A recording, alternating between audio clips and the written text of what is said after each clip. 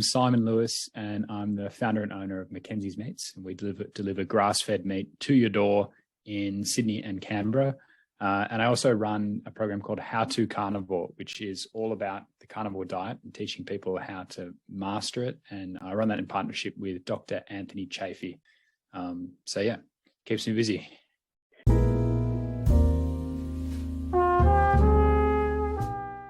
At the core of my view on health, it's all about doing things as naturally as possible. And I kind of start with that as a point and try and work out what naturally is and what sort of getting back to nature kind of means in a modern world where I live like everybody else and, work like everyone else in offices, etc. And because I take that kind of back to nature approach, there's very sort of little pressure on myself.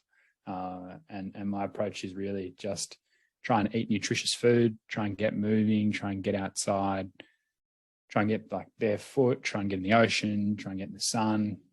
But, you don't have to force it. You don't have to, if you miss a session or if you eat something that you shouldn't have, it's no big deal because these things happen.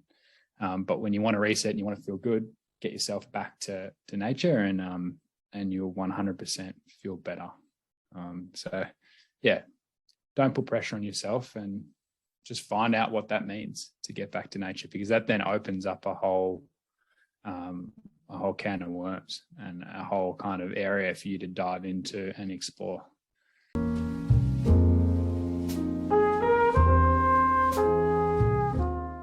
I tried to burn the candle at both ends, which, I think a lot of people can relate to.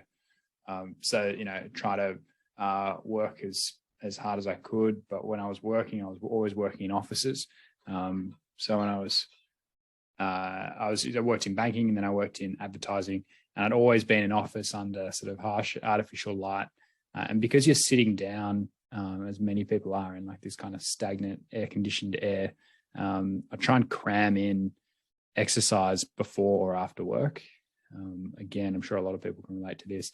So like, you think about it, you've got to be in the office at 8:30, which is, pretty cruisy. Some people are in much earlier.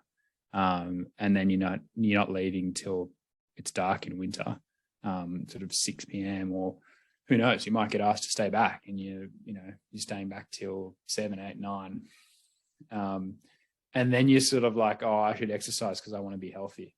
And then you go and, drag yourself out for a run or to the gym under more artificial lights.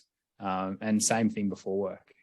So you're sort of constantly in this state of rush, and trying to squeeze in what you think you should be doing. And that kind of can work for a short period of time. But after a while, you just start to feel kind of burnt out and you wonder why you're, up early alone in the gym working out, only to then go and sit on your ass for 12 hours of the day at work. So yeah, I think before kind of sort of taking a more like get back to nature approach or do things more naturally, I was trying to sort of cram exercise in, and then it'd be the same with nutrition. It's like, all right, well, I need to be eating healthy, so why don't I go and buy like protein bars or protein shakes, because that's what's sort of, healthy. It's going to keep you lean and build muscle, right? But it was all kind of like a bit rushed, and it was all kind of a little bit fake. Whereas now I'm kind of more gentle on myself. And I'll, like when it comes to nutrition, I'll definitely only eat natural foods. Like I won't take any supplements, because I really don't need to. If I've got time, and I think everyone does, to sit down and eat eggs, eat nutritious meat, eat some veggies, maybe a bit of fruit, and digest. And if you're eating that really nutritious food, you only have to eat a couple of times a day. So 2 max. A lot of people just eat once a day, and that's more than enough. So if you can find 2 sort of 20-minute windows to quickly cook a steak and some eggs, sit down, de-stress and eat, then I think that's definitely a more natural approach than what a lot of people take, which is, like snacking throughout the day, eating artificial foods. I mean, next time you buy a protein bar, have a look at the ingredients and you'll find there's a whole heap of stuff you can't pronounce. And is that really the sort of thing you want to be putting in your body? I don't think so. And then in terms of exercise, I do take a more kind of, for better or worse, I will sort of exercise based on how I'm feeling. So I won't force myself to go and train, whether it's like running or gym or something like that, if I'm really not up for it. But if I am, I'll just go for it. And working for myself now, I've got a more flexible schedule. So if things get too much, it gets too intense, then I can go into like my spare room here, which is a bit of a gym, or I can go outside and I can do something. So, in the end, it's more natural. It feels more intuitive rather than being forced and overly disciplined and kind of fake. So that's kind of a transition that I've made, and I feel much better for it. And I think a lot of people will feel much better for it. I mean, our ancestors, even our grandparents, they weren't going to the gym, which is like kind of easy to forget. Yet they were probably healthier and more robust than we are. Probably got sick less often, but they were probably doing fairly physical jobs. Most people were back then, but also just using their body and having fun with other people. It's likely they were a lot more social than we were as well. And then when it came to foods, there was no supplements, there was no powders or shakes or whatever. They're just eating a square meal, which was as much protein as you could afford, and then maybe some veggies on the side. So I really think if you take that approach, you're going to be healthier. And then obviously you can add in things that we know now that they didn't know. And that might be like, to do with specific like workout routines or using different equipment. And also if you've got the luxury of not having to do too much physical work yourself, then, you can probably put more effort into your training outside of your actual work in exchange for money. So I think you can kind of take what we've done in the past and what's made us healthy, and then add in a few of the kind of luxuries that we have now in 2022.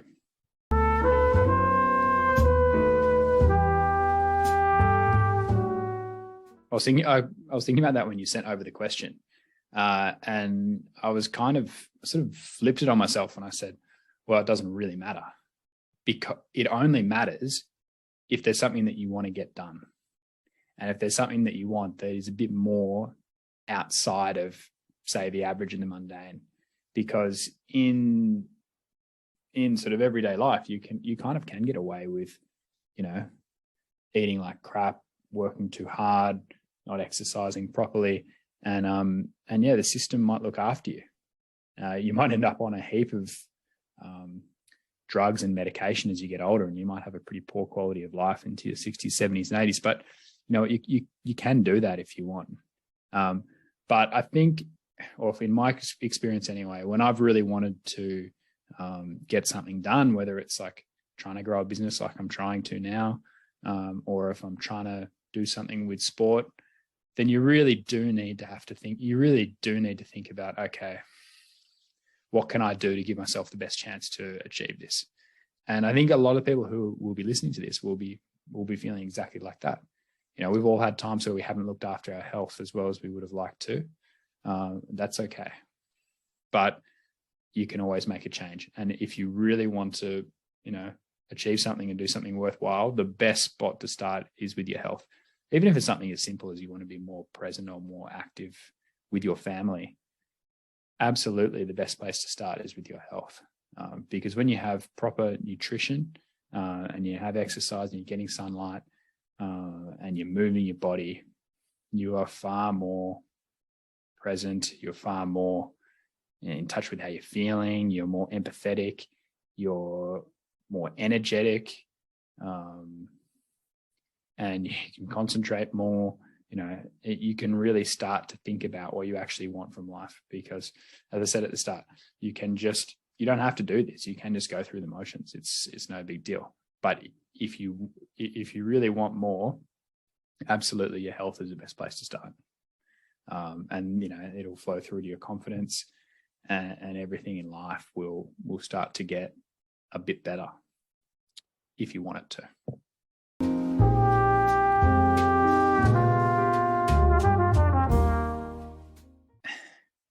Probably not really knowing where to start. And, because if we kind of use the context of like, Tracy, you and I were at Low Carb Down Under over the weekend. And it was fantastic listening to all these doctors talk about how they're helping people totally transform their lives. And you get people who are helping those who are really sick on one end. So, for example, we had doctors explaining how they're helping diabetic people get off insulin, which, by the way, you remove carbohydrates and only consume nutrient-dense whole foods like animal, like meat and fat, and you can pretty much get off any diabetes drugs, which is wonderful. And you go from that kind of getting really sick people back to their health, all the way through to people who really want to fine-tune things. And Dr. Anthony Chaffee spoke, and he was talking a lot about, the topic of his talk was plants are trying to kill you, which is like pretty kind of like cage rattling for most people, because we've been told that plants are so healthy for us our whole life. And I think people don't even think that, say, like, sweet potatoes and carrots and lettuce and fruit, they're all plants, and they can't defend themselves. So to stop you from eating them and killing them, basically, they have defense chemicals inside of them, which can be really damaging to humans. And obviously it varies, depending on the plant species, how bad that's going to be, totally poisonous to just inflicting a little bit of pain on us. But my point in bringing up Anthony's talk is that a lot of the people that Anthony and I are working with on our project, How to Carnivore, most of them are actually already really healthy. So they've they've tried keto, paleo, and they're kind of carnivore-ish, but they've got these niggling problems. Like, for example, they want to lose another 5 kilos, and then they'll be at the weight that they really want to get to. Or their arthritis is starting to get better in their hands and their knees, but they know it could be perfect, or it could all go away if they just stuck to strict carnivore for 30 days or beyond. And they have little things that they kind of can't quite get over, and they don't actually think they can get over. For example, a lot of them are addicted to caffeine, and the thought of giving up coffee and tea, even for 30 days, is just terrible, because they know they'll get shocking headaches if they do. So what they need is just a little push. It's like, all right, well, you're doing everything else perfect. We've all given up caffeine and coffee. And like I did recently, about 4 months ago, and it was hard. I had headaches for 2 weeks, and I didn't think I could do it either, because I'd had a long black every day for 6 years prior. I hadn't missed a day. So I was like, there's no way I could give it up. But I did. And just with like a little bit of coaching, people can give up things like coffee or artificial sweetener. And it might just be one thing that's kind of holding them back, or maybe it's fruit or honey or something like that. But having the kind of the focus and a bit of support, knowing that, hey, you actually can give up that one thing and it will be totally worth it, it can be really life-changing for people. Like, sometimes that's the thing that finally lets their body let go of any excess fat that they're holding on to, or, clears up a few kind of mental health demons that tend to pop up around the time they're having that food they know they shouldn't. So I suppose, knowing where to start and what to do can be really tricky. But if you just start with one thing, you can really get the ball rolling. And, things that I've done in the past, like when I feel like I'm getting a bit off track and I just want to keep it really simple, is I'll just do 100 push-ups every day, and then I'll just keep doing it. And sometimes it's really hard and you run out of time, and like you get home from work and it's like 9:30 p.m. and you're like, fuck, I've done my 100 push-ups. but it only takes 10 minutes or 5 minutes for some people, 10 for me. And then it's over. And it's just one thing. And then like, you always know you've got that in the back of your head. Another one I've done is go for a swim in the ocean every day. Really, it's great, but it can be so inconvenient. And like, I did it in winter, and same thing, like it would be 8:30 and I've forgotten about my one swim in the ocean, and then I've got to go down there by myself and just sort of jump in. And it's like, I don't even swim. I literally just like wet myself and then get out. But at least you've done it. So to my point about not knowing where to start, I suppose pick one thing is what I'm trying to say. Pick one thing. You probably instinctively know that one thing that's really holding you back. For example, for a lot of people, it's probably like having a dessert after dinner. They're like, all right, well, I'm just going to do 30 days of no dessert and then see what happens. And then if that works well, then you can stack things on top of it. And, this obviously isn't rocket science. This is just, something that I've done before that helps me. And I think it will help other people. Like one of our friends, Olivia, who came to Low Carb Down Under, she is super healthy woman. And she's strict carnivore, except she has this random drink called squash, which is apparently quite big in the UK. And it's like this flavored cordial that has artificial sweetener in it. And Olivia still has like a few kind of health things that she wants to overcome. I won't mention it because she hasn't sort of given me permission, but and she's kind of asking like, how do I do this? How do I achieve this kind of last thing that's like really niggling at me? And, it's like, okay, well, what are you eating? Oh, perfect carnivore. All the ratios are great. Are you drinking anything? Yeah. I drink like 3 liters of this squash artificial sweetener every single day. And Anthony and I were just like, okay, cool, cut that out. And she was like, no, I can't. It's my last thing. Like, I need this. It's not actually that bad. It tastes really nice. I can't drink water by itself. I've never had water by itself. Like, this is just not going to work. And it took her probably 1 to 2 months to finally accept that she was going to give kicking squash a go. And then she did. And it only took 2 weeks. And after 2 weeks, she was like, nah, never need to have squash ever again in my life. Cleared it out of the house. Don't even crave it. All that's over. So all that kind of fear and umming and ahhing about the squash, and it was over in like 2 weeks. So I don't know. I'm guessing those who are listening have 1 or 2 things. Just shoot for one. See if you can knock that out. Whether it's like the push-ups or the swim in the ocean or not having dessert or not eating any carbs before dinner is a good one. I highly recommend that one. Writing in a journal. Do one thing.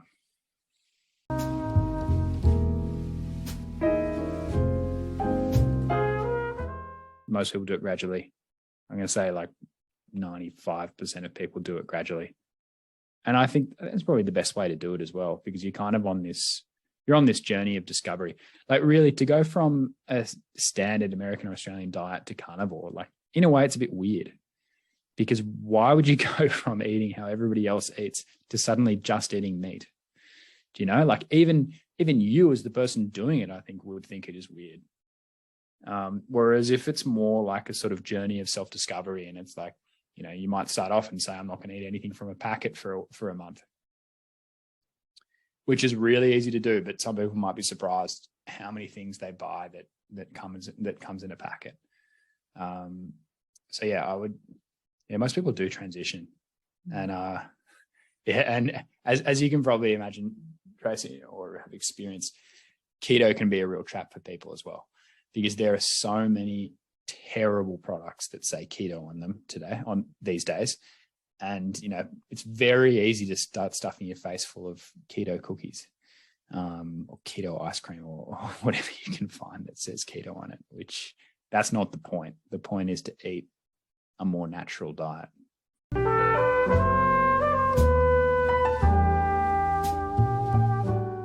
Yeah, I think, the get back to nature one is a good message, I think, and try and work out what that means. And it might be fun to, think about, all right, well, what did our ancestors eat, and what did they do, and how many hours were they spending in the sun, and how much stress did they really have in their life? Like I put myself under way too much stress. I'm really not getting that much done, and it's not It is not necessary at all. And I think, we'd all be a lot happier if we did lead a less stressful life with less pressure, more time outside, more time with other people, more time with our families, eat real food, get hot, get cold, and just kind of experience life a little bit more like that. So yeah, don't go out and buy a whole heap of protein powders or start setting your alarm to wake up at 6 a.m. every single day, because there's a good chance that those new habits or things that you're trying won't really last. And they might make you look a little bit better, but they might not make you feel any better. So yeah, think about getting back to nature more rather than, getting under the halogen light or whatever it is, LED lights at the gym.